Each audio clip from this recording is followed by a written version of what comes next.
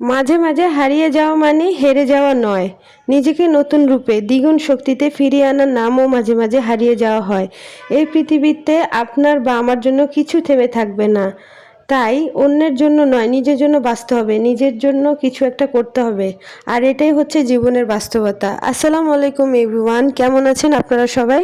I hope সবাই খুব ভালো আছেন। আলহামদুলিল্লাহ, আমরাও খুব ভালো আছি। তো চলুন ব্লগটি শুরু করি। নতুন দিনে নতুন একটি ব্লগ শেয়ার করছি আপনাদের সাথে। তো সকালবেলা ঘুম থেকে উঠেই আমি ফ্রেশ হওয়ার পরে গাছগুলোর মধ্যে একটু পাথর ছাড়া ছিল, নতুন গাছের টব যেহেতু, এগুলোতে আমি কালারফুল একটু স্টোন নিয়ে এসেছিলাম। তো এগুলো দিয়ে আমি একটু গাছের টবগুলোকে সেট করে নিলাম, ডেকোরেট করে নিলাম 3টে টবে।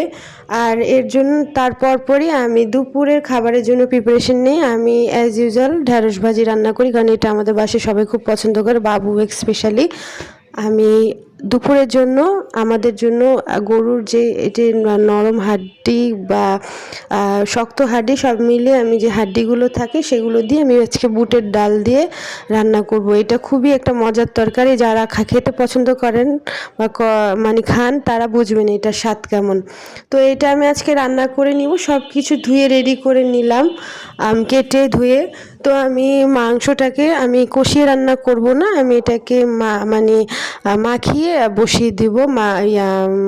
হাড্ডিগুলোকে, সরি মাংস না, হাড্ডিগুলোকে আমি এগুলোকে মাখিয়ে মশলা টশলা দিয়ে, রাঁধুনি এখানে গরুর মশলাও দিয়েছিলাম সাথে, আর ঘরের যে মশলাগুলো লাগে গরুর মাংস রান্না করতে সব কিছু দিয়েই আমি মিক্স করে আমি বসিয়ে দিলাম। আর এদিকে আমি ভাজিও বসিয়ে দিয়েছি, ভাজি হয়ে গিয়েছে।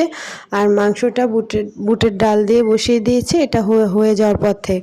তো এর পরই আমি আবার বাজার থেকে কিছু একসাথে কিছু মানে খাবারের জিনিস বাজার থেকে নিয়ে এসেছিলো, তো আমি এগুলোকে গুছিয়ে নিচ্ছি।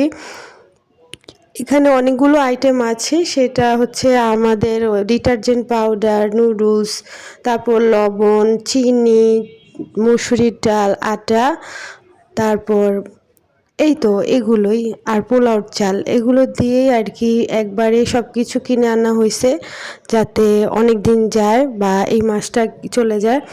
তো এগুলো সব নিয়ে আসার পরে আমি গুছিয়ে রাখলাম।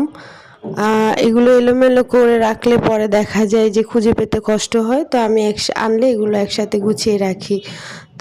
পরই আমি আর কি দুপুরের রান্না আমার শেষ হয়ে যায়, বাবুকেও খাওয়া দাওয়া করি। এটা মানে সকাল থেকে দুপুর পর্যন্ত আমার রুটিন ছিল।